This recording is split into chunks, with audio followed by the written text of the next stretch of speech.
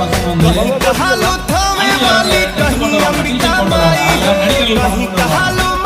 அதுக்கப்புறம் சில சமுதாய தலைவர்கள்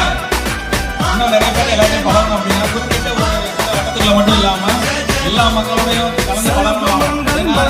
நீங்க படிக்கிறீங்க பள்ளிக்கூடத்துல குறிப்பிட்ட ஒரு குறிப்பிட்ட இந்த சமுதாயத்தை இந்த ஊருக்கான நண்பன் இப்படிங்கிற மாதிரி எல்லாரோடையும் பழகணும்.